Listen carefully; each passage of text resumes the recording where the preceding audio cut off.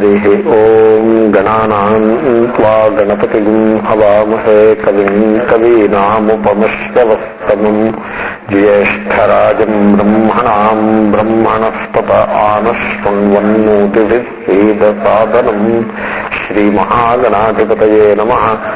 సదాశివసమారంభాం శంకరాచార్యమధ్యమాం అస్మదాచార్యపర్యంతాం వందే గురుపరంపరాం. ఆ కాదంబరి యొక్క ప్రోసుని తలకింపజేసే ప్రోసు. ఇది కాక దండి అని ఆయన దశకుమార చరిత్రము పుస్తకం రాశారు. అది చాలా మధురమైన ప్రోసు. దండిన పదరాలి anyway that is all secondary. So భరతుడు అనే మహారాజు ఉన్నాడు. ఈ భరతుడు దుష్యంతుని కుమారుడు భరతుడు కాదు. ఆ భరతుడు వేరు, ఈ భరతుడు వేరు. ఇంకే అలాంటి కన్ఫ్యూజన్ లేకుండా ఉండడం కోసం చెప్తాను. ఈ భరతుడు చాలా మహాభాగవతుడు, గొప్ప భగవద్భక్తుడు. సో ఆయన ఆ మహారాజు ఆ తండ్రి చేతన రాజ్యాన్ని, తండ్రి నుండి రాజ్యాన్ని స్వీకరించినాడు. సో ఆయన విశ్వరూప అనే ఆయన యొక్క కుమార్తె, ఆమె పేరు పంచజని అనే ఆమెను వివాహం ఆడినాడు. ఆయనకి ఆ పంచజని యందు 5 కుమారులు జన్మించినారు. సబహువిన్ మహీపతి, చాలా గొప్ప జ్ఞాని ఆ మహారాజు, భరత మహారాజు. పితృపితామహవత్ ఉరువత్సలతయా స్వే స్వే కర్మణి వర్తమానా ప్రజా స్వధర్మమనువర్తమాన పర్యపాలయత్. ఆయన రాజ్యంలో ప్రజలందరూ కూడా చక్కగా ధర్మ మార్గంలో జీవిస్తూ ఉండేవారు. సో ఇంటి రామరాజ్యం లాగా చేసేవాడు. సో తన తండ్రి తన తాత ఏ విధంగా అయితే ప్రజలను చాలా అనురాగంతో పరిపాలించినాడో ఈయన కూడా ఆ రకంగా చాలా చక్కటి పరిపాలనను జనులకు అందించినాడు. అంతేకాదు ఈ జేత భగవంతం, సాధారణంగా కేవలము పూజలో యజ్ఞాలు చేసుకుని కూర్చున్నాడు అనుకోండి రాజు, పరిపాలనని నిర్లక్ష్యం చేశాడు అనుకోండి, అది కూడా ఏమంత అభిలషణీయమైన విషయం కాదు. చక్కగా పరిపాలనని చేసుకున్న తర్వాత ఆ తర్వాత ఏదైనా ఒక యజ్ఞం చేసినట్లయితే రాజు అది కూడా శోభగా ఉంటుంది. సో జనులు కూడా చక్కటి సహకారాన్ని అందివ్వగలుగుతారు. సో ఈయన కూడా ఆ విధంగా పరిపాలనని బాగా చేస్తూ శ్రీ మహావిష్ణువు యొక్క ఆరాధన కోసం చక్కటి కొన్ని క్రతువులను కూడా చేసినాడు. సో యజ్ఞ క్రతురూపై క్రతుభి ఉచ్చావచై, చిన్న పెద్ద క్రతువులు చేశాడు, శ్రద్ధగా చేశాడు. ఏమి చేశాడు అంటే దర్శ పూర్ణమాస చాతుర్మాస్య ఇలాంటి అనేక యజ్ఞాలని చేశాడు. చతుర్హోత్ర విధిన, చతుర్హోత్ర అంటే 4 ఋత్విక్కులు ఉంటారు. మొన్నసారి మీతో అన్నాను, అధ్వర్యుడు, హోత, ఉద్గాత, బ్రహ్మ అనే 4 వీళ్ళని కలిపి చాతుర్హోత్ర అంటారు. అటువంటి 4 ఋత్విక్కులను పెట్టుకుని చేసేటువంటి యజ్ఞాలు కొంచెం విస్తారమైన యజ్ఞాలు ఉంటాయి. 5 days 10 days అలా ఉంటాయి. అటువంటి అద్భుతమైన యజ్ఞాన్ని ఈయన చాలా చక్కగా చేశాడు. ఏవం కర్మ విశుద్ధ సత్వస్య. సో ఎప్పుడైతే ఆ కర్మయోగాన్ని ప్రేమగా అనుష్ఠిస్తాడో మానవుడు, వారి హృదయంలో ఉండే రాగద్వేషాలు క్రమంగా సడలుతాయి. సో ఆయన కూడా ఆ విధంగా చాలా పవిత్రమైన హృదయం కలవాడి. ఆకాశ శరీరే బ్రహ్మణి భగవతి వాసుదేవే, ఆయన మనస్సు ఇప్పుడు కూడా పరమేశ్వరుని యందు లగ్నమై ఉండేది. ఇలాంటి పరమేశ్వరుడు చూడండి, ఆకాశ శరీరే బ్రహ్మణి, ఆకాశ శరీరం బ్రహ్మ అని రైత్రియోపనిషత్తులో వాక్యం సరిగ్గా దాన్ని ఉటంకిస్తాం. ఈ సమస్త స్పేస్ ఆయన యొక్క శరీరం. అంటే ఇప్పుడు చర్మము ఉందనుకోండి, ఈ మొత్తం మిగిలిన అవయవ భాగాలన్నీ, మిగిలిన దేహావయవాలన్నీ చర్మము లోపల ఉంటాయి కదా. ఆ విధంగా స్పేస్ భగవానునికి శరీరము అని ఎప్పుడైతే అనేసారో ఆయన అవయవాలు ఏమై ఉంటాయంటారు?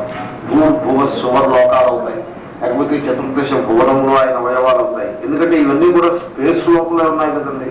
తర్వాత స్పేస్ మనకి తెలిసి అనంతంగా ఉన్నది. సో భగవానుడు కూడా అనంతుడు అని మనం అనుకోవడానికి ఇంకా సమస్య లేదు. ఎంత బాగుందో చూడండి ఆ దృష్టికోణము, ఆ విశ్వరూప ఉపాసన అలా ఉంటుంది. సో ఆకాశ శరీరే బ్రహ్మణి భగవతి వాసుదేవే, ఆయన అటువంటి ఆ పరమేశ్వరుణ్ణి తన మనస్సులో ధ్యానం చేసేవాడు. కేవలము ఆ నిర్గుణ నిరాకారం మాత్రమే అనుకోకండి. మహాపురుషోపలక్షణై, శ్రీవత్స కౌస్తుభ వనమాల అది ధర గదాని గదాసిభిరూపలక్షితే అంటే మళ్ళీ శంఖ చక్రాది ఆ చతుర్భుజ రూపాన్ని ఆ నిర్గుణ నిరాకార పరమేశ్వరుడే హృదయంలో చతుర్భుజ రూపంగా ధ్యానింపబడినాడు. ఆ విధంగా ఆయన ధ్యానం చేస్తూ ఉండేవాడు. ఎంతో కాలం రాజ్యాన్ని చేశాడు. మళ్ళీ వానప్రస్థ యాజ్ యూజువల్. ఓ వయస్సు వచ్చేప్పటికీ పిల్లలకి హ్యాండ్ ఓవర్ చేసి మనం ముందుకు సాగాలి. So the old has to yield place to the young అనేదో రాత్రి టెన్నిస్ అనేదో పద్యంలో ఉంటాడు. సో ఆ రకంగా అలా చేయకపోతే ఏమైపోతుంది, యంగ్ పీపుల్ వాళ్ళు కన్ఫ్యూషన్ ఉంటుంది, వాళ్ళు నేర్చుకునేందుకు అవకాశం ఉండదు. తర్వాత ఫ్రస్ట్రేషన్ కూడా ఉంటుంది. ఇంకా నాన్నగారు ఇలా పట్టుకుని వ్యవస్థ పెడతారు, ఏంటి మనకి ఎప్పుడు ఇస్తారు తాళం చేతులు అని ఒక ఫ్రస్ట్రేషన్ కూడా ఉంటుంది. తర్వాత డెలిగేషన్ ఆఫ్ పవర్ అని మన దగ్గర అలా పెట్టి కూర్చోవడంలో సారమే లేదు. అన్ని పనులు మనమే చేసుకోవాలంటే మనస్సుకి అసలు విశ్రాంతి ఎప్పుడు లభిస్తుంది? చేసే సమయంలో చక్కగా సమర్థవంతంగా నిర్వహించి త్యాగం చేసే సమయంలో అదే ఉత్సాహంతో దాన్ని విడిచిపెట్టాల్సి ఉంటుంది. ఆయన కూడా ఆ విధంగా చిరకాలం రాజ్యాన్ని పరిపాలించిన వాడే స్వతనయేభ్యో రిక్తం పితృపైతామహం యథాదాయం విభజ్య తన కొడుకులు 5 కొడుకులు ఉన్నారు. ఈ 5 కొడుకులకి కూడా తన సంపదని తన రాజ్యాధికారాన్ని యథోచితంగా అప్పచెప్పినటువంటి వాడి. అంటే పెద్ద కొడుకు రాజ్యాధికారాన్ని ఇస్తాడు, మిగతా 4 కుమారులకి కూడా ఎవరికి ఇబ్బంది లేకుండా తర్వాత వాళ్ళు లెవెలాడుకోకం లేకుండా వ్యవస్థ చేసి చాలా క్లీన్ గా వర్కౌట్ చేసి ఆయన వానప్రస్థానికి వెళ్ళిపోతాడు. పులహాశ్రమం ప్రవవ్రాజ, పులహ మహర్షి యొక్క ఆశ్రమానికి వెళ్ళిపోతాడు. అక్కడ తపస్సు చేసుకుంటూ ఉంటాడు. తస్మిన్ హవావకిల స ఏకలహ ప్రవవ్రాజ వానప్రస్థం. ఆ తర్వాతి కాలంలో సన్యాసం. సో సన్యాసము అంటే మనం జాగ్రత్తగా అర్థం చేసుకోవాలి. ఒకసారి పూజ్య స్వామీజీ చాలా బాగా ఎక్స్ప్లెయిన్ చేశారు. గృహస్థ సన్యాసం తీసుకుంటే ఒక వ్యక్తి సన్యాసం తీసుకున్నారని మీరు అనుకోవద్దు అని స్వామీజీ అలా చెప్పారు. 2 సన్యాసం తీసుకున్నారు. ఒకడు రోడ్లో కూడా తిరుగుతూ ఉంటాడు సన్యాసిగా, ఇంకొకటి ఇంట్లో సన్యాసినిగా ఉంటాడు అని. That is the way one has to understand. అంతేగాని ఒకడే సన్యాసం ఉన్నాడు, 2 సన్యాసులు అవుతారు.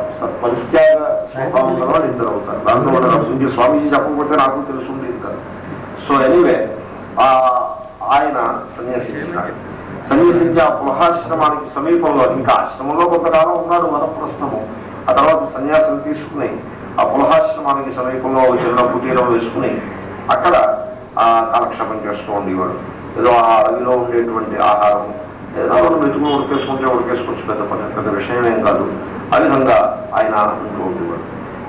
రోజు ఒక నదీ తీరంలో ఈ కుటీరం ఉన్నట్లయితే రోజు 1 కిలోమీటర్ దూరం నడిచేపటికి నది లభిస్తుంది. ఆ నదిలో స్నానం చేయటం, మళ్ళీ కుటీరానికి రావటం, ఈ విధంగా చాలా పవిత్రమైనటువంటి జీవితాన్ని గడుపుతున్నారు. ఋషి జీవితాన్ని చూడండి.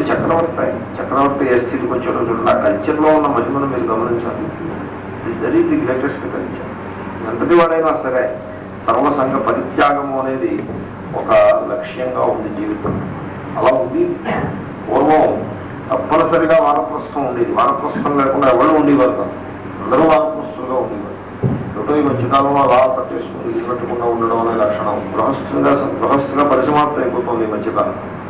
ఈవెన్ ది గ్రేటెస్ట్ స్కాలర్స్ కూడా గృహస్థాశ్రమంతో బంధు పెట్టేస్తున్నారు. ఆ పైకి ఎదగట్లేదు. ఇంట్లోనే ఉండొచ్చు. ఇంట్లో ఉండకుండా వెళ్ళిపోవడం గురించి నేను మాట్లాడతాను.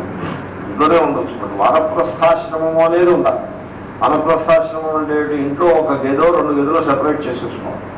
And so the person moves away into it, not associated with the regular day-to-day affairs. That is the minimum one has to do. ఎప్పటికైనా చేయాల్సి ఉంటుంది అది. లేకపోతే ఈ రాగద్వేషాల్లో మనస్సుకి విశ్రాంతి లభించదు. ఫస్ట్ సో ఇక్కం ధృత భగవద్వ్రత ఐనేయవాసస అనుసవనాభిషేకార్ద్ర కపిష పుటిల జటాకలాపేన. ప్రతిరోజు పొద్దున్న సాయంకాలం స్నానం చేస్తూ ఉండటంతో ఆ జుట్టంతా కూడా గట్టిపడిపోయి పొడిగా అయిపోయి ముందు తడిగా ఉంటుందో తర్వాత సూర్యరశ్మికి ఎండిపోతూ ఉంటుంది. జటలు కట్టేసి అలా ఉన్నాడు. ఎందుకంటే మరి అడవిలో మకాన్ చేస్తుంటే అలాగే ఉంటాడు. సో సూర్యచ్చా భగవంతం హిరణ్మయం పురుషం ఉజ్జిహానే సూర్యమండలే అభ్యుపతిష్టం నేతదు దుహోవాచ. రోజు కూడా ఆ సూర్య భగవాను రూపంలో ఉండే పరమేశ్వరుని ఆరాధించేవాడు. పూర్వం వైదిక సంప్రదాయంలో ఈశ్వరుని యొక్క ఆరాధన అంటే సూర్యుడినే ఆరాధించేవారు ప్రధానంగా. నిజంగా సంధ్యావందనం చేసి వాళ్ళని చూడండి, సూర్యునికి అధ్యాన్ని ఇవ్వటం, అస్తమించేప్పుడు ఉదయించేప్పుడు ఉద్యంతమస్తయంతమాదిత్యమభిధ్యాయన్ కుర్వన్ బ్రాహ్మణో విద్వాన్ సకలం భద్రమశ్నుతే అసావాదిత్యో బ్రహ్మేతి.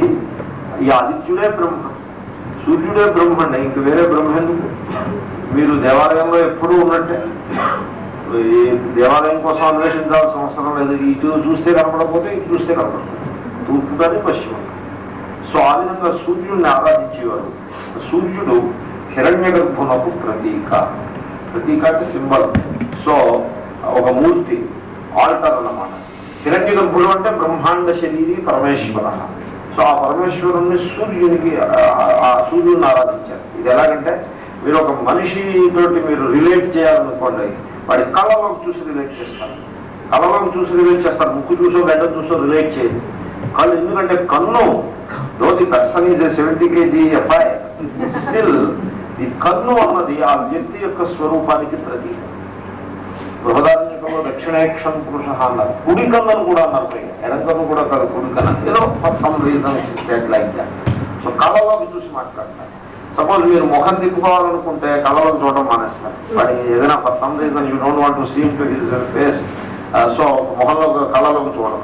సో కన్ను is for the thing for the person. సరే, ఇంకా అదేవిధంగా బ్రహ్మాండ శరీరి అయిన పరమేశ్వరుణ్ణి మీరు ఆయన కళ్ళలోకి మీరు చూడాలనుకుంటే, ఏమయ్యా దేవుడా నా సంగతి ఏమిటని మీరు ఆయనకి విన్నవింపం చేయాలనుకుంటే, ఆయన ముఖంలోకి, ఆయన కంటిలోకి చూసి చెప్పాలనుకుంటే, లుక్ ఎట్ దిస్ స్టార్.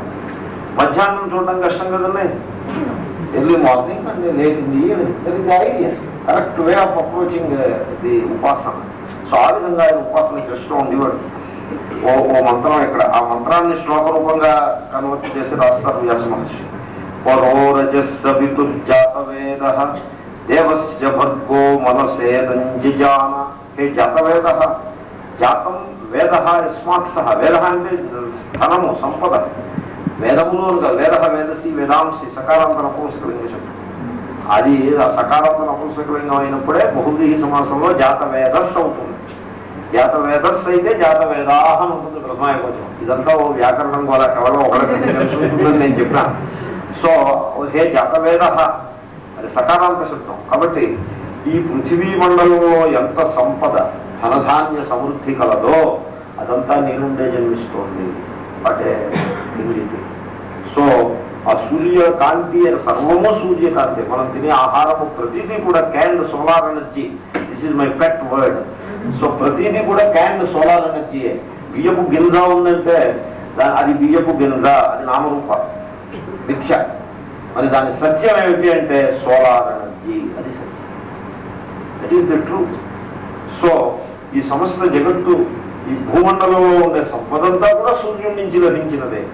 మన శరీరంలో ఉండే ప్రతి కేవలీ శక్తి కూడా సూర్య భగవాను నుంచి లభించిందే, through the food and other things. So హే జాతవేద అని సంబోధిస్తారు సూర్యుడిని.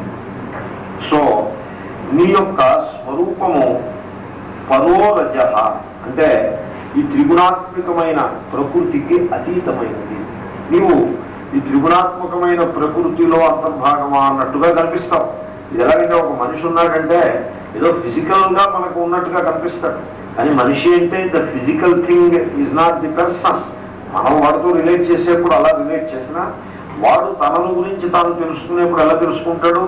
ఆ ఫిజికల్ ఎంటిటీలో ప్రకాశించే తెలివి కలదో అది మనిషి. కేవలం రోబోట్కి మనిషి, రోబోట్ లో కూడా కొంత తెలివి ఉంది, ఆ తెలివికే రోబోట్ అని పేరు.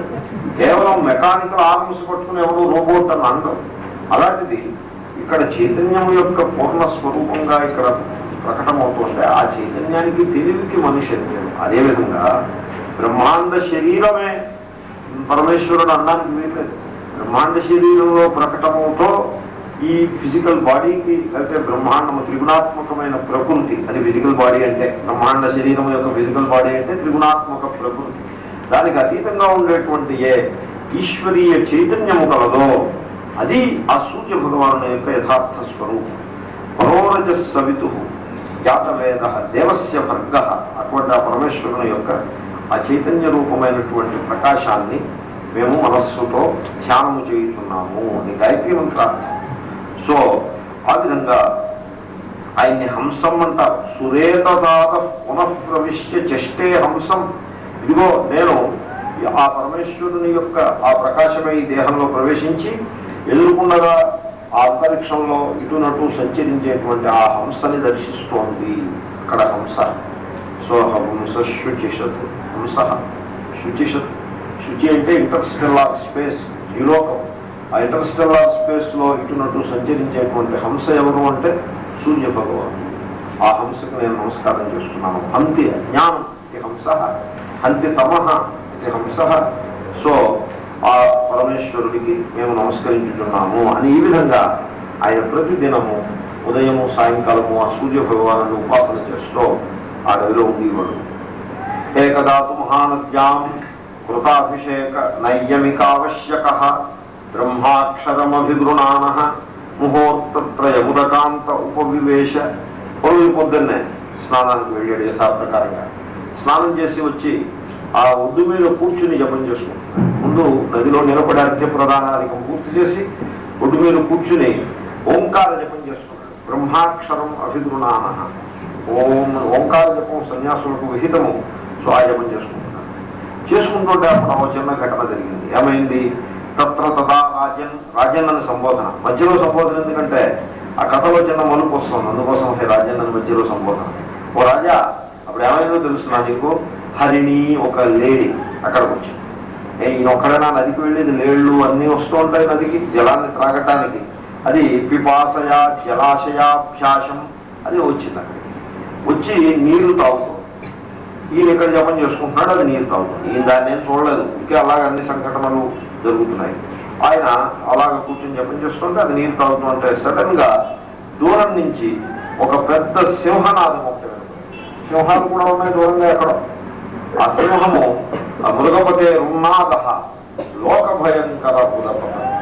సింహం ఎప్పుడైతే గర్జించిందో ఆ చుట్టుపక్కల ఉండే ప్రాణులన్నీ కూడా పరిగెత్తుకు లేచకపోతే ఇంక ఏది కూడా అసలు దరిదాపుల్లో నిలబడదు. మీరు చూసి ఉంటారు అలాంటి దృశ్యాలు, ఎక్కడో ఈ టీవీలో అక్కడ చూస్తున్నారు. సో అలాగా సింహము గర్భం వచ్చిందంటే పరిగెత్తుకోండి. అలాంటిది ఇంకా సింహనాదమే వస్తే ఇంకా సమస్య ఉంది. అన్నీ పరిగెత్తుకు వెళ్ళిపోతాయి. ఇది మంచినీళ్ళు తాగుతూ ఉంది.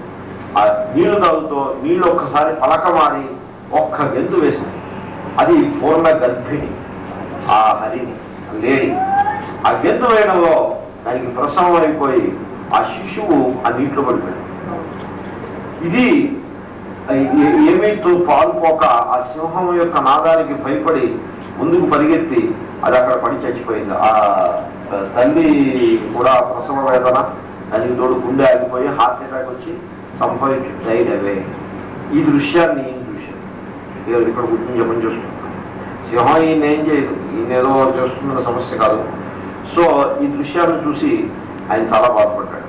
తముపశ్రుత్య సా మృగవధూ ప్రకృతి విక్లవాచికిత నిరీక్షమాణా సుతరామపి హరిభయాభినివేశ వ్యగ్రహృదయ పారిప్లవ దృష్టి అగత తృషాభయాత్ సహసైవోచ్చక్రామ. ఒక్కసారిగా ఇంకా దాహం తీరకుండగానే గెంతు వేసింది అన్నారు. తస్యా ఉత్పతంత్య అంతర్వజ్ఞాః గురు భయావరిగతో యోనేర్నిర్గతో గర్భస్రోతసి నిపపాత తత్ప్రసవోత్సర్పణ భయగాత భయఖేదాతుర స్వగణేన వియుజ్యమానా కస్యాంచిత్ దర్యాం కృష్ణసారసతీ నిపపాత. ఆమెతనే డీటెయిల్స్ అన్ని ఇచ్చారు. ఆ శిశువు జల ప్రవాహంలో పడింది. ఈ తల్లి ఎక్కడో గోతులో పడిపోయి అది మరణించింది. సింహం లేదు, పెట్టిన లేదు. సింహం అటేటో పోతో కేక వేసింది. దానివల్ల ఇంత పడలేదు.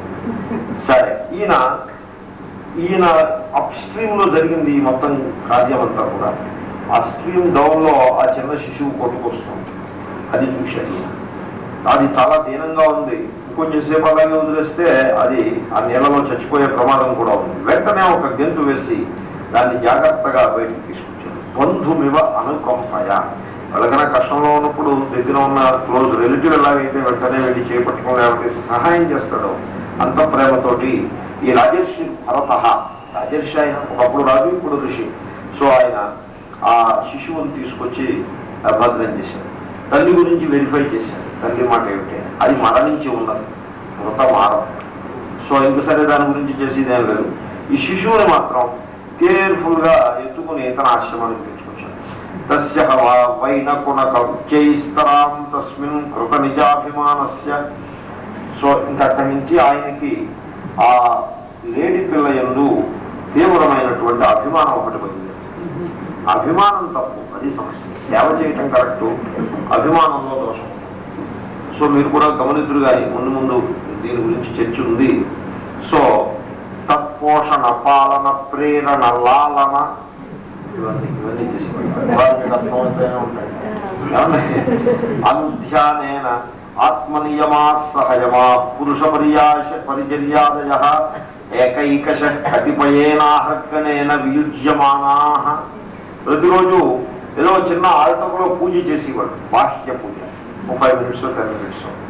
ఈ లేడి పిల్ల కారణంగా దీనికి పరిచర్యలు చేస్తున్నాం, ఇవన్నీ చేస్తున్నాం, బాహ్య పూజ మానేశాడు. ఏకైకశ వియుజ్యమాన. ఆ తర్వాత ప్రతిరోజు నదీ తీరంలో సూర్యునికి అర్ఘ్యం ఇచ్చి కొంతసేపు నదిలో నిలబడి ఒడ్డు మీద 1 అరగంట సేపు ఓంకార జపం చేసేవాడు. ఈ లేడి పిల్ల కారణంగా క్రమంగా అది మానేశాడు. సో ఈ విధంగా ఎన్ని నియమాలు ఏవైతే ఉంటాయో అవన్నీ క్రమక్రమంగా దూరం అయిపోయి వియుజ్యమాన. అవి ఇంతో చెప్పి దూరం అవ్వవు, అలా అనుకోకుండానే వితౌట్ హిజ్ నాలెడ్జ్ ఏమంటారు. చూడండి సంఘం ఎంత ప్రమాదకరంగా ఉంటుందో. ఇది ఎలా ఉంటుందంటే సంఘము యొక్క దోషాన్ని వర్ణించే ప్రయత్నం. లేడి పిల్ల మీద ప్రేమ ఉండడము, భూతదయ, that is not the issue here. భూతదయ, he has done it, what else you expect him to do? So he has to save that kid and he did it. ఆ తర్వాతది సంఘం. ఓ రోజు 2 రోజుల్లో దాన్ని పరిపాలించడం కూడా భూతదయ కిందకే వస్తుంది. ఆ తర్వాత ఏం చేయాలంటే you have to help it to discover its own life. దాన్ని అడవిలో వదిలిపెట్టినట్లయితే it will discover its life. That is the way you have to allow it to grow.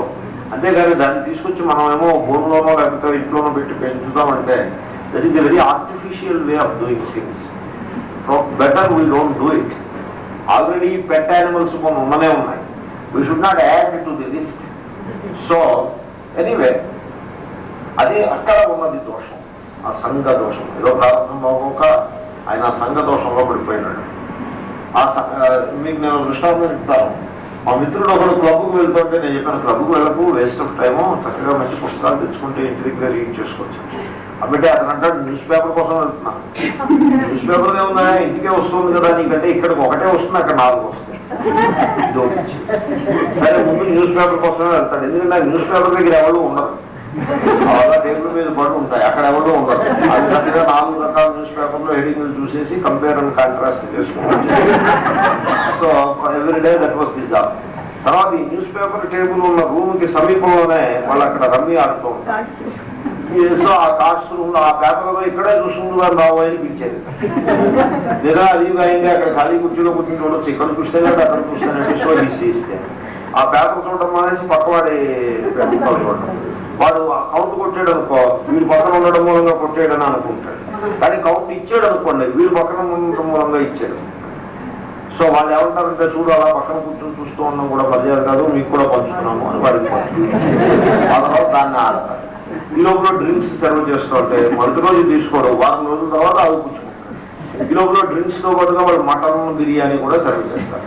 అతను వెజిటేరియన్, బట్ స్లోలీ ఇంకా డ్రింక్ తో పాటు అది మాత్రం ఏదో ఒకటి లేకుండా డ్రింక్ ఎక్కడ ఉంటుంది, అదే ఉంది, మరొకటి ఏం లేదు. సో పతనావస్థకి హత్య ఉండదు. చాలా మంచి వ్యక్తి, ఒరిజినల్లీ లెఫ్ట్ టు హిమ్ ఇవన్నీ అతను చేసి ఉండేవాడు కాదు. బట్ ఫైనల్లీ ఆ సంఘ దోషం వల్ల ఇవన్నీ జరిగాయి. కొంతమంది ఏమంటారంటే ఈ సోషల్ లైఫ్ లో ఇవన్నీ తప్పమని అది జస్టిఫికేషన్ ఇస్తారు. ఎందుకు తప్పు? You don't want to eat, nobody will put it in your mouth, that has nothing to do with your social life. అంత జస్టిఫికేషన్ అంటే బహానా, ఏదో బహానా ఉండాలి. He wants to have it. Why you want to throw the blame on somebody else? వాళ్ళ మూలంగా నేను చేశాను. Why you say that I wanted it, I did it, that is clean. At least you understand it correctly. So ఈ సంఘ దోషము చాలా భయంకరమైనది. That is the issue here. అంటే అంతటి మహాత్ముడు, తపశ్శాలి, సర్వసంగ పరిత్యాగి, సన్యాసి, అతను సంఘ దోషంలో, అతను ఎటువంటి సంఘము? దుష్ట సంఘం ఏం కాదు, పాపమైంది, భూతదయారూపమైన సంఘము. అది కూడా అతన్ని హింసకి గురి చేసి ఇతన్ని కష్టపెట్టబోతోంది. We're going to see. అంటే మామూలు ఇంకా ఉత్తదయకు సంబంధం లేని, ధర్మానికి సంబంధం లేని సంఘం ఉందనుకోండి, ఆ సంఘము ఇంకా దాని యొక్క దోషం ఇంతటిదని చెప్పడానికి వీలు లేని పరిస్థితి. ఎనీవే అదే అంటారు అహోబతాయం, అహో కవి అంటాడు అహోబత, ఏ విధంగా ఆశ్చర్యం. అయం హరిణ పునక, ఈ పిసరంత లేడి పిల్ల, ఇది ఏమిటి? ఈశ్వర రథచరణ పరిభ్రమణ రయేణ స్వగణ సుహృద్బంధుభ్య పరివర్జిత. అది తన గణము, తన గ్రూప్ ఉంటుంది, లేళ్ల గుంపు ఉంటుంది, ఆ గుంపులో కలిసి పెరగాల్సిన పిల్లది. దాని ప్రారంభం అవ్వలేదు, ఈయన వాళ్ళు వచ్చింది. ఈయన దాని మీద పెద్ద ప్రేమను పెంచేసుకున్నాడు. సో ఏదో పెద్ద జస్టిఫికేషన్ దానికి. దీనికి తల్లి లేదు, తండ్రి లేదు, బంధువులు లేరు, వీళ్ళు లేరు, వాడు లేరు, సో నేనే చూడాలి అని జస్టిఫికేషన్. ఆయన అంటాడు ఇలాగ, అక్కట పోపన్న గారు అంటారు చూడండి, అక్కట అహోబత ఉంది కదా, సో అనువాదం అక్కట. తల్లి బాసి హరిణాత్మకము ఆప్తులు లేమి చేసి ఏ దిక్కును లేకయున్న నిట తెచ్చితి నాయడ నీ మృగాత్మకం వెక్కుడు ప్రేమ చేసి చెరియించుచునున్నది నాదు సన్నిధిన్ మక్కువ చేసి దీని గడు మన్ననలందగ బ్రోతునెంతయున్. అది నా మీద అంత ప్రేమ చూపిస్తూ ఉంటే తిరిగి నేను ప్రేమ చూపించటం కూడా న్యాయమే కదా అని ఇద్దరికి అనుబంధం బాగా పెరిగింది. ఇది కృతాంశంగ ఆసన శయనాటన స్నానాదిషు సహ మృగజహునా స్నేహానుబద్ధ హృదయ ఆసీత్. జపం చేసుకుంటే పక్కన ఉండేది, అది స్నానానికి వెళ్తే వెంట వచ్చేది, పడుకున్నప్పుడు పక్కనే పడుతుంది. సో ఈ విధంగా ఆయన ఫలమూలాలు తెచ్చుకుంటే పక్కనే ఉండేది. ఎప్పుడైనా ఒక్క పిసర్ అది పక్కకి జరిగితే అది దానికి ఇంతో ఉండడం అన్యాచురల్, అడవిలో తిరగడం దానికి న్యాచురల్. సో అది చాలా అతి సహజంగా ఇది దూరం అయిపోతుంది. అది doesn't feel any such thing. So ఏమైనా కుక్క లాంటి జంతువులు అయితే I don't know, but lady ఎంతసేపు ఉంటుంది. సో అది పక్కకి జరిగినప్పుడు వృకసాల వృకాదిభ్యో భయమాశం సమాన, అదే దీన్ని తోడేడు మింగేసేయో లేకపోతే మరొక ఇతర క్రూర జంతువులు దీన్ని సంహరించేసేయో అని బెంగ పెట్టేసుకునేవాడు. దాని మీదే మనస్సు అధికంగా ఉండటంతో ఏ రకమైన జపము తపస్సు చేసుకుంటూ వీలుగా ఉండేది కాదు, దాన్నే ధ్యానం చేసుకోండి. అన్యథా దుర్షముద్విగ్నమనాహ నష్టద్రవిణ ఇవ కృపణ. లోభికి డబ్బులు సంచి పడిపోతే ఎంత గడబిడగా ఉంటాడో ఈయన అలా ఉంది. నష్టద్రవిణ కృపణ ఇవ, ఆ లేడి పిల్ల లేనప్పుడు అంత తీవ్రమైనటువంటి ఆసక్తిని ఆయన దాని ఎందుకు పెట్టుకున్నాడు. ఓ రోజు అది వెళ్ళి అది ఏం చేసిందంటే దానికి ఒక లేళ్ల గుంపులో చేరింది. చేరి ఆ గుంపుతో కూడా అలా అలా వెళ్ళిపోయింది, వెనక్కి రాలేదు. లేడీ స్వభావం అది కదా. ఆయన ఇంట్లో కూర్చుని ఆయన ధ్యానం చేస్తున్నాడు కాదు. కట్టాయి ఆశ్రమమున పుట్టిన తృణచయము మేసి పొదలిన హరిణం బిట్టిట్లు తిరుగుచుండగా బట్టి మృగేంద్రుండు కొట్టి బాధించెనుకో అని. ఎవరా సింహం పిల్ల, సింహం దీన్ని ఏమన్నా తినేసిందా అని ఈ విధంగా దాని గురించే ఆ ధ్యానం చేస్తూ ఉండిపోతాడు. అపిస్విదకృత సుకృతం ఆగత్యమాం సుఖయిష్యతి. అరే పొద్దున్ననగా వెళ్ళింది, సాయంకాలం అయిపోతుంది, చీకటి పడుతుంది, ఇంతవరకు రాలేదు. ఈరోజు నేను చీకటి పడి లోపలనైనా కనీసం అది వచ్చి వాపసు వచ్చి నా మనస్సుకి కొంత సేద తీరుస్తుందా, లేకపోతే నేను అభాగ్యుడిని ఇలాగే మిగిలిపోతానా అని అనుకుంది. ఏవమఘటమాన మనోరథాకుల హృదయ, అది రాలేదు. ఆయన మనోరథాలన్నీ కూడా వ్యర్థమైనాయి, అన్నీ కూడా ఫెయిల్ అయిపోయి చాలా నిరుత్సాహాన్ని పొందాడు. సో ఆ రకంగా దాన్నే ధ్యానం చేస్తూ ఉండిపోయినాడు. యోగారంభణతో విభ్రంశిత, ఆ యోగ మార్గం నుంచి బాగా ప్రక్కకు జరిగినాడు. భగవదారాధన లక్షణమైన తపస్సుకి కూడా దూరమైనాడు. ఇతను అది మానవ దేహం కానే కాదు, ఆ లేడి పిల్ల ఇంకో జాతిది. దాని యందు ఇతను ఇంతటి ఆసక్తిని ఎలా పెంచుకున్నాడప్ప. ప్రాక్ పరిత్యక్త దుశ్జ హృదయాభిజాతస్య, అసలు సంసారం నుండి ఆసక్తి, బంధుజనమునందలి ప్రీతిని, ప్రేమని, ఆసక్తిని విడిచిపెట్టడం చాలా కష్టమైన పని. అది చేసేది చాలా సక్సెస్ఫుల్. సో మొత్తం సముద్రాన్నంతని దాటి వచ్చి చిన్న నీటి గుంటలో కూలబడ్డాడన్న తీరునైందే ఇతని పరిస్థితి. సో అంతటి సంసారాసక్తి నుంచి బయటపడి వచ్చి లేడి పిల్ల దగ్గర ఇలాగా కుంభకూలినాడే. సో ఈ విధంగా ఆయన దాని యొక్క ఇతడు చాలా పెద్దవాడు అయ్యాడు. 4 ఆశ్రమాల్లో 4వ ఆశ్రమం చెట్టు చిగురు ఉన్నాడు. సో ఏమైతేనేమి దురతిక్రమ కాల కరాళ రభస ఆపత్యత, అతనికి మృత్యువు సమీపించింది. సరిగ్గా ఆ టైం ఇంకెంతో ప్రాణం ఆయనకి ఇంకెంతో ఆయుర్దాయం లేని టైంలో జరిగింది ఈ ఘటన. ఇది జరిగిన కొద్ది నెలలకే ఆయనకి మృత్యువు సమీపించింది. ఆ మృత్యువు సమీపించిన సమయంలో ఆయన మృగ ఏవ అభినివేశితమనా, ఆ లేడి పిల్ల మీదనే మనస్సును నిలిపి దాన్నే ధ్యానిస్తూ ఆఖరి శ్వాసను విడిచినాడు. సరే, యం భావం స్మరన్ వాపి త్యజత్యంతే కలేవరం అంతమేవైతే కౌంటేయ సదా తద్భావభావిత అని ఒక వ్యవస్థ ఉంటుంది. సో మరణించే సమయంలో ఏ భావనతో మనిషి దేహత్యాగం చేస్తాడో తరువాతి దేహము అదే వస్తుంది. ఇది చాలా ఇంట్రెస్టింగ్ సైంటిఫిక్ ప్రిన్సిపల్ అని కూడా నేను అనుకుంటూ ఉంటాను. ఎందుకంటే జడం నుంచి చేతనం పుడుతుంది అని సైంటిస్ట్ ప్రూవ్ చేయడానికి నానా హింసపడి కన్ఫ్యూజన్ ఏదో మంచి మంచి ఎక్స్పెరిమెంట్స్ చేస్తారు. There is a purpose in all that. It is all good only, no problem. But from material molecule నుంచి కాన్షియస్నెస్ కి connection they could not established in now. But in Vedanta the main thesis is it is the reverse. నేను మొన్న కూడా చెప్పాను, consciousness నుంచి దేహం పుడుతుంది, matter పుడుతుంది. చూడండి, భావం నుంచి దేహం పుట్టిందంటే అంతే కదండి. మరణించేప్పుడు ఏ భావం ఉన్నదో దానికి తగ్గ దేహం వస్తుంది అంటే ఇప్పుడు ఏమైనా చైతన్యం నుంచి జడం పుట్టినట్టు కాలేదా? So that is the Gita principle. అలాగే కర్మ సంస్కారాలను బట్టి దేహం నిర్మాణం అవుతుంది అంటే, కర్మ సంస్కారాలు అంటే చైతన్య రూపంగా, ఒక సంకల్ప రూపంగా, వాసనా రూపంగా ఉంటాయి, చైతన్యం చేత ప్రకాశింప చేయబడుతుంది. దాని నుంచి దేహం పుట్టింది అంటే మరి చైతన్యం వద్దు, ఇంటెలిజెన్స్ నుంచి matter. From intelligence matter comes, not the other way. Anyway, మరణించే సమయంలో పవిత్రమైనటువంటి ఆలోచన, మానసిక స్థితి కలిగి ఉండడం చాలా important. This is what is called handling death. We have to handle life, and Gita teaches us how to do that, and then we have to handle death. ఎందుకంటే జీవితంలో జర, రోగములు, ఇలాగంటే అనేక సమస్యలు, తర్వాత ఇంకా ఇవి ఆధ్యాత్మిక సమస్యలు, దేహానికి సంబంధించినవి. ఇక కుటుంబ సమాజ సమస్యల గురించి చెప్పనక్కర్లేదు. సో ఇవన్నీ ఉండనే ఉంటాయి. వీటిని how to handle life and then how to handle death.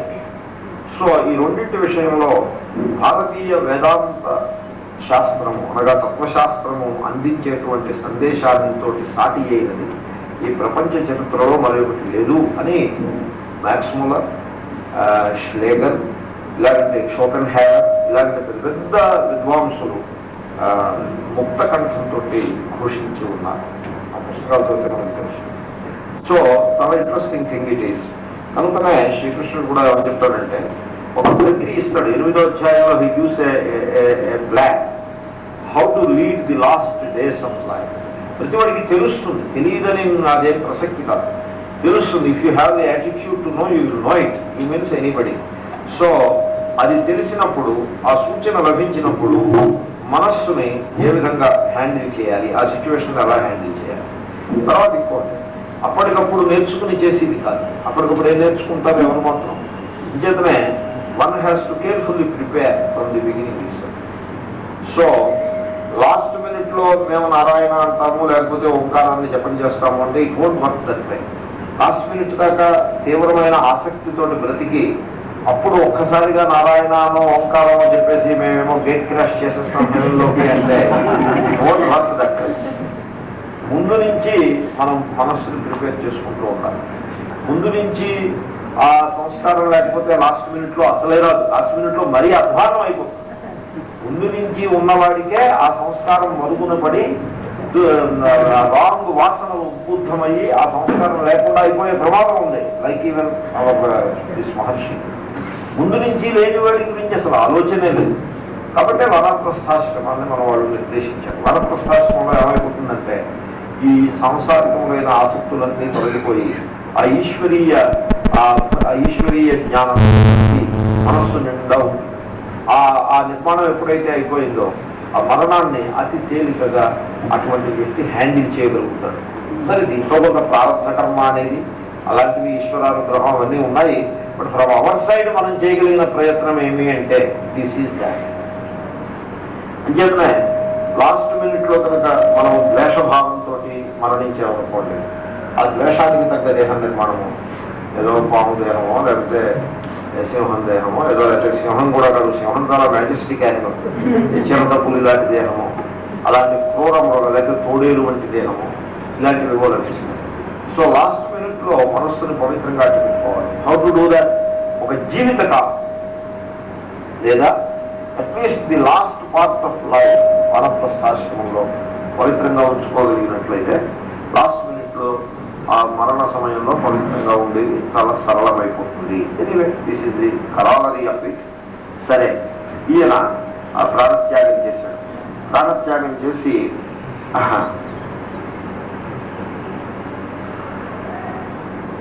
ఇత్యేవం నిగూఢ నిర్వేదో విసృజ్య మృగీం మాతరం, మళ్ళీ లేడీ పిల్ల కానీ ఇంతకుముందు చేసినటువంటి గొప్ప ఆరాధన ఉంది కదండి, ఎంత తపస్సు చేశాడు. భగవతి వాసుదేవే తదనుశ్రవణ మనన సంకీర్తన ఆరాధన అనుస్మరణ అభియోగేన ఇవన్నీ చేశాడు.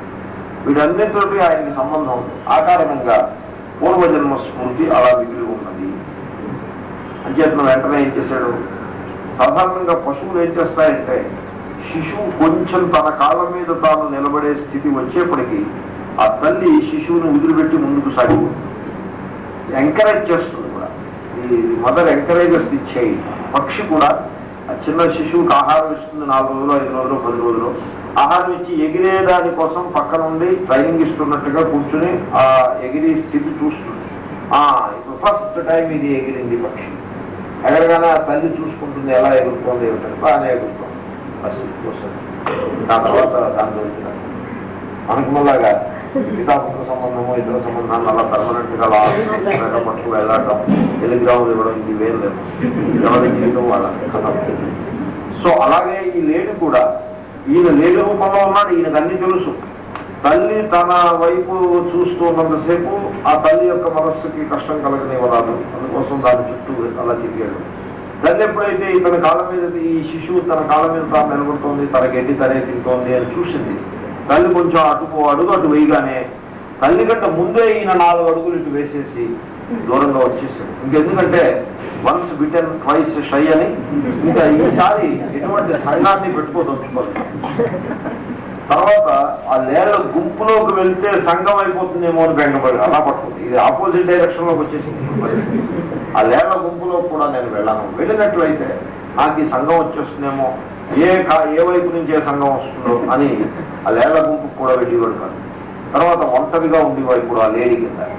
ఏ ఆశ్రమం పులహాశ్రమం నుంచి కొంచెం దూరంగా వచ్చి తన కుటీరం కట్టుకున్నాడని అన్నామే, ఆ పులహాశ్రమం చుట్టూనే తిరుగుతూ ఉండేవాడు. సో దట్ ఆ మహర్షులు వాళ్ళని చూస్తూ ఉంటే వాళ్ళు వేసినటువంటి 4 గెడ్డు పరకలు నవ్వడం అలా చేస్తూ ఉంటే అక్కడే ఉన్నట్లయితే ఆ వాయుమండలం కూడా తనకు అనుకూలంగా ఉంటుందనే ఒక అభిప్రాయంతో ఆ పులహాశ్రమం చుట్టూ ఉండేవాడు తప్పించి తన గుంపులోకి చేరి మొత్తం అడవంతా సంచరించుట అనే కార్యక్రమాన్ని చేసేవాడు కాదు. కొంతకాలం అయ్యేప్పటికీ తర్వాత ఆహారం విషయంలో కూడా పచ్చగడ్డి, పచ్చగా ఉన్నటువంటి మొక్కల్ని వాటిని ఎందుకు నవ్వడం, ఆ మొక్కలకి మాత్రం మనం ఎందుకు హింస చేయాలి అని రాలినటువంటి ఆకుల్ని వాటిని తిని ఆ దేహయాత్ర గడిచి, లేకపోతే ఎవరిలో ఆ పక్కనున్న ఇతర జంతువులు సగం నవిలి పారేసినటువంటి గిడ్డి పోచలను తిని ఈ విధంగా ఏదో వరకు నింపుకోవడానికి పెద్ద విషయమే ఉంది. సో ఆ విధంగా ఆ శుష్క పర్ణ తృణ వీరుథా వివర్తమాన వాటితోటి తన కడుపు నింపుకుని కేవలము ఈ ప్రారంభ వల్ల లభించినటువంటి దేహాన్ని కేర్ఫుల్ గా మనం మెయింటైన్ చేసేస్తే, ఆ పరమేశ్వరుడు ధ్యానం చేసుకుంటూ చేసేస్తే సరిపడుతుంది అని ఆ విధంగా గడిపాడు కాలాన్ని. కొంతకాలం అందులో ఈ పశువుల యొక్క జీవితం చాలా తక్కువ, 2 ఏళ్ళు 3 ఏళ్ళు మహాబలి. సో ఆ కాలం పూర్తవగానే ఆ దేహం పూర్తయింది. అథ కస్యచిత్ విజవరస్యాంగిరస ప్రవరస్య ఈసారి చూడండి, యోగ భ్రష్టోది జాయితే అంటాడు శ్రీకృష్ణుడు, శుచీనాం శ్రీమతాంగే యోగ భ్రష్టోది జాయితే అని. సో ఇటువంటి గీతా బోధలకు అనేకానికి ఇది ఒక ఎగ్జాంపుల్ కింద బాగా పనికొస్తుంది ఈ కథ. సో యోగ భ్రష్టుడైన స్థితి నుండి ఆయన ఒక అద్భుతమైనటువంటి వైదిక కుటుంబంలో జన్మిస్తాడు. ఆంగిరస ప్రవరుడు, ఆంగిరస గోత్రంలో శ్రేష్ఠుడాయన, పుణ్యాత్ముడు. ఆయన ఇంట్లో శమదమ తపస్వాధ్యాయ అధ్యయన అధ్యాపన సంతోష తితిక్ష ప్రశ్రయ, అర్థమైపోతున్నది, ఏం కష్టమేం కాదు కదా. తితిక్ష ప్రశ్రయ త్యాగ విద్యా అనసూయ ఆత్మజ్ఞాన ఆనందయుక్తస్య, అది అలాంటి ఆయన పడుతుంది. ఆత్మసదృశ శృత శీల ఆచార రూప ఔదార్య గుణ, ఈ లక్షణాలన్నీ కలిగి పుట్టినాడు. ఆయనకి అంతకు పెద్ద భార్య స్వర్గస్థురాలైతే ఇంకో అమ్మాయిని వివాహం ఆడాడు. ఆ పెద్ద భార్య అయింది ఆయనకి కొంతమంది కుమారులు ఉన్నారు. ఈ రెండవ భార్య అయ్యింది ఈయన పుట్టాడు. యవీయస్యాం భార్య మిథునంచ, ఈయనకి ఓ చెల్లెలు కూడా ఉంది. సరే, తండ్రి గారు ఏం చేశారంటే, ఈ సోదరులు వీడిని సరిగ్గా చూస్తారో చూడరు అని ఏదో కొంత వ్యవస్థ చేశాడు ఆయన. ఆ అమ్మాయికి వివాహం చేసి పంపించాడు. ఎస్తు తత్ర పుమాంస్తం పరమ భాగవతం రాజర్షి ప్రవరం భరతం సృష్ట మృగ శరీరం చరమ శరీరేణ విప్రత్మంగత మాహు. సో మహాత్ములు ఏమంటున్నారంటే, ఇది ఈయనకి లాస్ట్ జన్మ అని వ్యాస మహర్షి చెప్తున్నారు, పరమ భాగవతోత్తముడు. సో ఈ జన్మలో కూడా ఆయన సంగము తనకు తగలకుండా జాగ్రత్త. తత్రాపి అన్యజన సంగాచ్య భృషముద్విజమాన, అంత భయం అవసరం లేదు. కానీ ఆ పూర్వజన్మలో ఉండే సంస్కార బలం చేత ఎవరితోటి సంబంధం పెట్టుకోకుండా ఉండేవాడు. తండ్రి కూడా ఈయన చేతను ఏదో వేదం అధ్యయనం చేపిద్దామని ఇలాంటి ప్రయత్నం చేస్తే ఈయన సహకరించేవాడు. ఎందుకంటే అతను జ్ఞాని, అతనికి మళ్ళీ వానప్రస్థాశ్రమం చేసి అక్కడ సన్యాసం చేసి ఆ సంస్కారంతో ఉన్నాడు. మధ్యలో ఏవో ఆటంకాలు వచ్చే దేహాలేవో కొన్ని మారి తప్పిస్తే ఆ సంస్కారం అంతా అలాగే ఉంది. ఆ పూర్వజన్మ జ్ఞానము అన్నీ నిండా ఉన్నాయి ఆయనకి. కాబట్టి మళ్ళీ బ్రహ్మచర్యం ఇవన్నీ చేసి ప్రసక్తి లేదు. అంచేత ఆయన ఏం చేసేటంటే, ఒక ఎందుకు పనికిరాని ఒక జడుని వలే ఉండిపోతున్నాడు. దాంతో మెంటల్లీ హ్యాండిక్యాప్డ్ అన్నట్టుగా ఉండిపోయాడు. అలాగంటే ఫీలింగ్ వాళ్ళకి కలగజేస్తూ ఉండిపోయాడు, జడాభరతుడైనా. సో ఆఖరికి తండ్రి ఉపనయనం చేస్తానంటే కూడా ఈయన సహకరిస్తలేదు. ఉపనయనం చేయాలంటే వాడు కొంచెం స్నానం చేసి చక్కగా యజ్ఞోపేతం మెడలో అడ్డు పెట్టుకుంటాడు, ఈ యజ్ఞోపేతాన్ని తీసుకెళ్లి ఏ కుక్క మెడలోనో వేయకుండా ఉంటాడు అనే నమ్మకం కలిగినప్పుడు వాడికి ఉపనయనం చేయాలి కదా. సో ఆ ఉపనయనానికి కూడా అతను అంగీకరించలేదు. తస్యాపి వాత్మజస్య సవిప్ర పుత్ర స్నేహానుబద్ధమనాః ఆ సమావర్తనాత్ సంస్కారాన్ యథోపదేశం విదధానః ఉపనీతస్య చ పునఃశౌచాచమనాదీన్ కర్మ నియమాన్ అనభిప్రేతానపి సమశిక్షయత్ అనుశిష్టేన హి భావ్యం పితుః పుత్రేణేతి. మొత్తానికి వివాహం ఒకటైనా చెయ్యాలి తనకి అని తండ్రి కోరిక. సరే, వివాహం చేయాలంటే ఉపనయనం చేసి మెడలో దండం పోటు వేస్తే ఎవరైనా పిల్లనిస్తారని ముందుకు వస్తాడు. సో మొత్తానికి ఇతన్ని పిలక పట్టుకుని కూర్చోబెట్టి ఉపనయనం చేశాడు. మెడలో దండం ఆయన వేశాడు, ఈయన మెడ ఉంచి ఓ దండం పోగు పరచాడు. ఆయనకేమీ సంబంధం ఉండేది కాదు. సో ఆయనకి వేదాన్ని నేర్పుదామని చూశాడు. మాసాన్ అధీజమానమపి అసమవేత రూపం గ్రాహయామాస. ఆయన సరిగ్గా నేర్చుకునేవాడు కాదు. సో ఏమైతేనే ఏవం స్వతనుజే ఆత్మన్యనురాగావేశిత చిత్తః స్వయం గృహ ఏవ ప్రమత్త ఉపసంహృతః. సరే, ఆయన అమ్మాయికి వివాహం చేశాడు. ఏదో కొంత వ్యవసాయం అగ్రికల్చర్ ఉంది, ఆ భూమి వాళ్ళు పండించుకుంటూ బాగానే ఉండేవాళ్ళు, చక్కటి శ్రీమంతులైన కుటుంబమే. ఇతను మాత్రం ఏ రకమైనటువంటి అధ్యయనం ఏమి ఉండేది కాదు. కేవలం మెడలో ఓ జంజంపో ఉండి ఉదయం మీద ఒక కండువా వేసుకుని అలాగే జడునిలాగా ఉండేవాడు. ఎవరితో ఏమీ మాట్లాడేవాడు కాదు. వీడి బతికి ఎలా వెళ్తుందో అని ఆ తండ్రి పాపం బెంగ పెట్టుకుంటుంది. వీడి హ్యాండిక్యాప్డ్, మెంటల్ హ్యాండిక్యాప్డ్. పితల్యుపరతే, తండ్రి స్వర్గస్థుడు. భ్రాతర ఏన మతప్రభావవిదస్త్రయ్యాం విద్యాయామేవ పర్యవసితమతయః అనపర విద్యాయాం జడమతిరితి భ్రాతురంశాసన నిర్బంధాన్యవివృత్సంత. ఈ ఇతర సోదరులు ఉన్నాడే వాళ్ళందరూ వేద విద్వాంసులు, కర్మపరులు, ఒక రకమైనటువంటి అభిమానం కూడా కలవాలి. మా అంతటి పవిత్రులు ఎవరు లేని ఒక రకమైన అహంకారం కూడా కలవాలి. మా తమ్ముడు వైపు కూడా నువ్వు ఎక్కడ ఓ మంత్రం లేదు, తంత్రం లేదు, ఓ చదువు లేదు, సంధ్య లేదు, ఇలా ఉన్నావు ఏమిట్రా అని అస్తమానం ఇతన్ని నిరాదరణ చేస్తూ ఉండేవాడు. తర్వాత ఇతను ఎప్పుడైతే చదువు సంధ్య లేదు కదా, దాంతో ఇతనిని అన్ని రకాల పనులని కూలి పనిని చేయించినట్టుగా చేయిస్తూ ఉండేవారు. ఎప్పుడు ఇతను వ్యతిరేకించేవాడు కాదు. సజ ప్రాకృతైర్విపద పశుభి ఉన్మత్త జడపథిరేత్యభిభాష్యమాన. విపద పశువు, రెండు కాళ్ళ పశువు అనే రూపంలో ఇతను పరిగణింపబడేవాడు. ఉన్మత్తుని వలె, ఒక పిచ్చివాడు, మెంటల్ హ్యాండిక్యాప్డ్, జడుడు, ఏది వినిపించుకునేవాడు కాదు, వినబడనట్టుగా అలా వెళ్ళిపోతూ ఉండేవాడు. సో బధిరుడు అంటే చెవిటివాడా అన్నట్టుగా వీళ్ళు అందరూ ఇతన్ని పరిగణించేవాడు. నిత్య నివృత్త నిమిత్త స్వసిద్ధ విశుద్ధానుభవానంద స్వాత్మలాభాధిగమ. ఆత్మ చైతన్యము మూడు అవస్థలని ప్రకాశింపజేస్తూ ఉన్నా ఈ మూడు అవస్థలతోటి ఏనాడు ఆత్మ చైతన్యానికి సంఘం ఉండదు. ఆ సత్యం ఆయనకి తెలుసు. నిత్య నివృత్త. తర్వాత ఆత్మ స్వయం పూర్ణము, బాహ్య వస్తువుల నుంచి దానికి లాభం సంపాదించి దాన్ని ఏదో ఎంబెలిష్ చేసి మెరుగులు దిద్దాల్సినటువంటి ఆవశ్యకత లేదు. అది ఎరుగుతాయన. అటువంటి ఆత్మానంద నిష్ఠుడై, ఆత్మజ్ఞాన నిష్ఠుడై ఉండేవాడు. సుఖ దుఃఖయో ద్వంద్వ నిమిత్తయో అసంభావిత దేహాభిమాన. ఈ దేహాభిమానం అనేది ఎలా ఉంటుందంటే, మనం ఏమీ ప్రయత్నం చేయకుండా పూర్తిగా దానితో తాదాత్మ్యాన్ని చెంది ఉన్నట్లయితే అది ఒక భయంకరమైన వ్యాధిలాగా పట్టుకుని చూపిస్తుంది.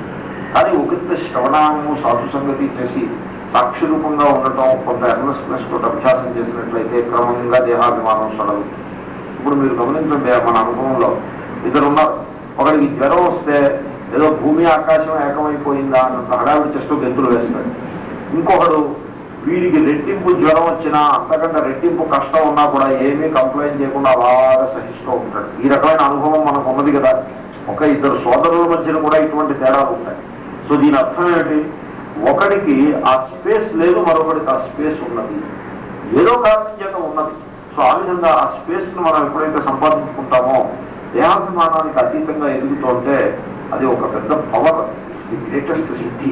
ఆ సిద్ధి ఎందుకు పూర్ణంగా ఉంది. సో ఈయనకు అసలు దేహాభిమానమే లేదు. సో సుఖ దుఃఖయోహో ద్వంద్వ నిమిత్తయోహో, ఆ సుఖ దుఃఖములనే ద్వంద్వములను అతి సహనంగా ఆయన స్వీకరించేసేవాడు. సుఖం వచ్చినప్పుడు కంగారు పడేది, దుఃఖం వచ్చినప్పుడు కృంగిపోయేది అనేది లేదట. సో ఆ పొలాల్లో పని అప్పచెప్పేవారు పెట్టి ఆ పని చేసుకుంటూ వర్షం వస్తే తడిసిపోయినా కూడా లెక్క చేసేవాడు.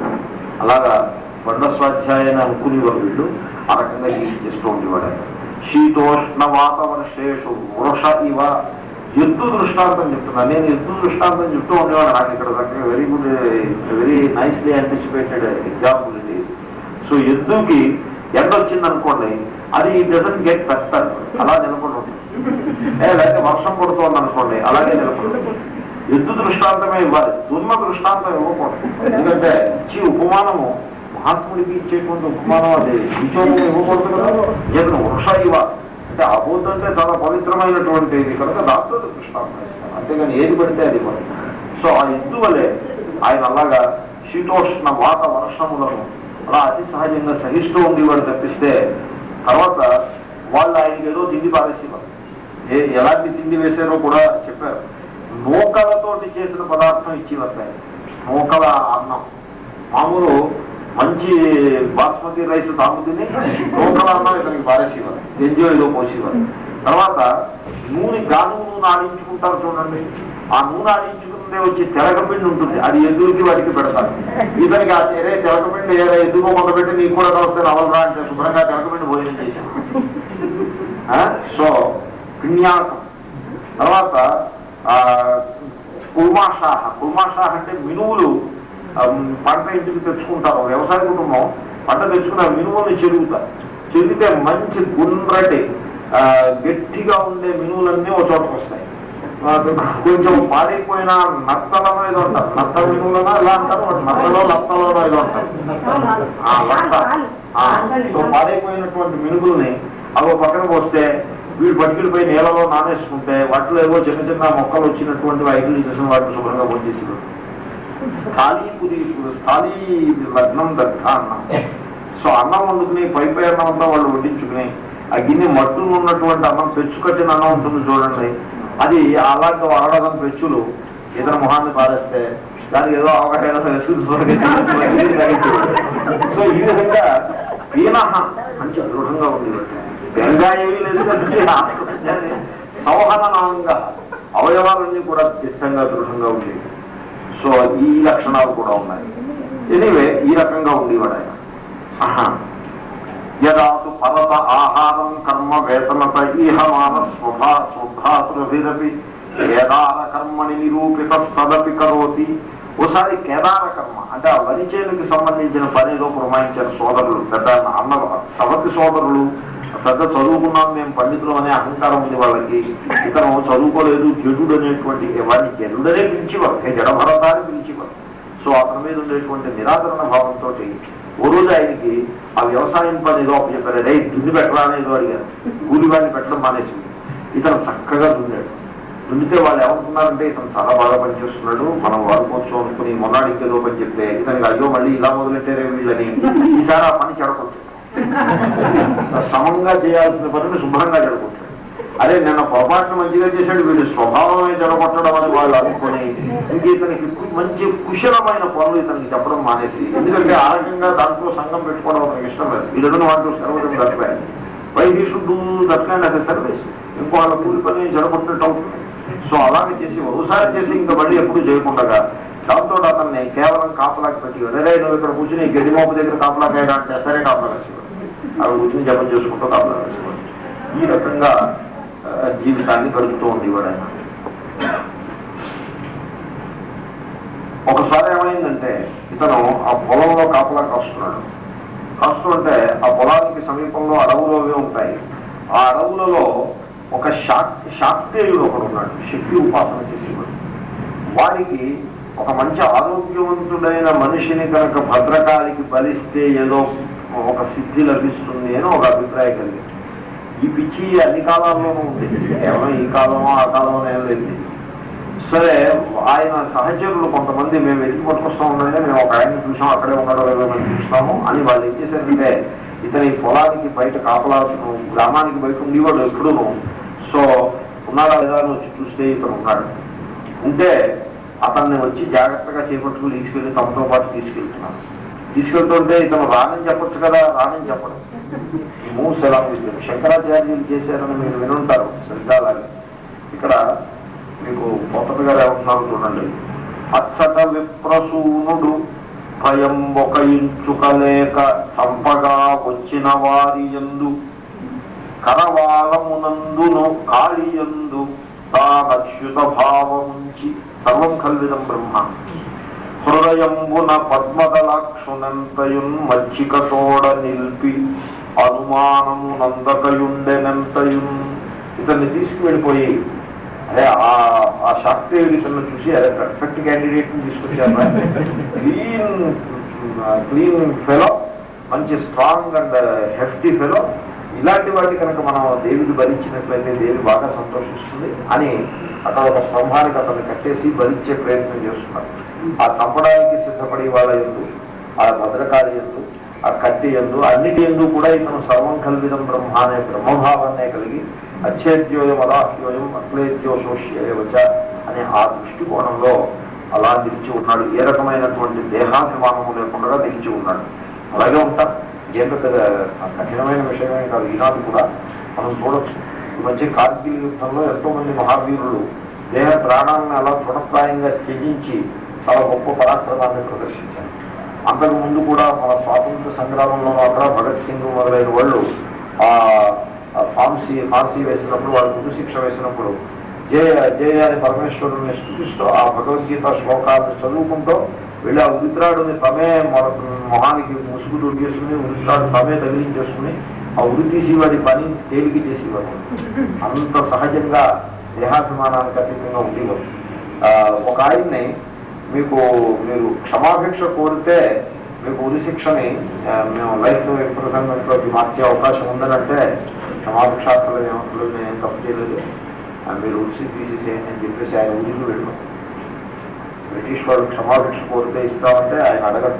బ్రిటిష్ వాళ్ళు మేము క్షమాభిక్ష మీరే మమ్మల్ని అడగాలంటాడు, అంటే యూ వాంట్ యాక్సెప్ట్. సో ఆ రకమైనటువంటి దేహాభిమానానికి అతీతమైన వ్యక్తులు అన్ని కాలాల్లోనూ ఉంటారు. ఆయన ఉండడంలో ఏమీ ఆశ్చర్యం లేదని నేను నా అభిప్రాయం. సో ఎప్పుడైతే ఈయన్ని సంహరించేసి బలిద్దామని ప్రయత్నంలో వాళ్ళు ఉండేప్పటికీ ఆ భద్రకాళికి భయం వేసింది. ఆది ఈయన బ్రహ్మవేత్త, ఈయన వచ్చి నాకు బలిస్తారంటారు, నాకు పాపం చుట్టుకుంటుంది అని ఆ భద్రకాళి ఏం చేస్తుందంటే, ఎందుకంటే నేను వైరస్య, ఆయన వైరం అంటే ఏమిటో ఎరగడం, సర్వభూత సుహృద, సర్వ ప్రాణులందు స్నేహభావమే కానీ వాళ్ళతో సహా తనని బంధించి తీసుకెళ్లే, బంధించక్కర్లేకుండా వెళ్ళిపోయాడు ఈయన. శంకరాచార్యుల దగ్గరికి ఒక శాక్తేయుడు వచ్చి, ఎలా నువ్వు ఆత్మవి కదా దేహానికి కాదంటున్నావు కదా అంటే, అవును, అదైతే ఆ దేహం నేను వాడుకుంటే నీకేమైనా అభ్యంతరం అన్నావు, అయితే లే నాతో రా అంటే ఆయన ఆయనకి వెళ్ళిపోతాడు. వాడు ఈయన్ని బలిద్దామని ప్రయత్నం చేస్తే అప్పుడు పద్మపాదాచార్యులు ఎవరిలో ఆ నృసింహ రూపంలో ఆయన రక్షించారు అని అంటారు. Anyway some story is around it, but in its basic where details there is some truth in it. Other details they ఉందిలేండి, అదిలో కొంత వీళ్ళు కల్పించి ఉండొచ్చు, బట్ బేర్ డీటెయిల్స్ లో ట్రూత్ ఉన్నది. ఏమిటది బేర్ డీటెయిల్స్? ఆయన దేహాభిమానము లేనివాడు. నెంబర్ 2, తను చంపడానికి వచ్చిన వారి ఎందుకు కూడా అచ్యుత భావమును, అచ్యుతులంటే శ్రీకృష్ణుడు, ఆ పరబ్రహ్మ, ఆ భావమును ఉంచగల మొనగాడు. ఇంతవరకు ఈ డీటెయిల్స్ లో ఇంక తేడా అయింది, దాంట్లో కన్ఫ్యూషన్ అయింది. సో అటువంటి దృష్టికోణంలో ఆయన ఉంటే ఆ భద్రకాళి అమ్మమ్మో నా వల్ల కాదు ఇది, ఈ ఇలాంటి మహాత్ముని వీళ్ళేమో బ్రహ్మతేజస అతి దుర్విషహేణ దండహ్యమానైన వపుష, ఆవిడికి ఆ బ్రహ్మతేజస్సు, ఈయన ముఖంలో ఉండే తేజస్సు యొక్క ప్రభావం చేత ఆవిడ అక్కడ నిలబడలేక ఆమె విగ్రహం నుంచి బయటకు వచ్చి, మామూలు మూర్తిని ధరించి బయటకు వచ్చి తన చేతితో కత్తితోటి ఈయన్ని సంహరించడానికి ఎవళ్ళైతే పూనుకున్నారో వాళ్ళ మీదకి వెళ్ళిందారు. వాళ్ళ మీదకి వెళ్ళేప్పటికీ వాళ్ళు ఎగిరి గెంతేసి పారిపోయారు. ఆయన కట్టు ఉప్పేసుకున్నాడు, మళ్ళీ వెనక్కి వచ్చేసి ఆ కేదార ఖండం దగ్గర, అంటే ఆ వరిచేను కాపలాకి వస్తున్నాడు, అక్కడ ఏమీ అరగనట్టుగా కూర్చున్నాడు. ఎవరికైతే కంప్లైంట్ కూడా చేయలేదు. ఇది ఒక ఘటన ఆయన జీవితంలో అలా జరిగినది.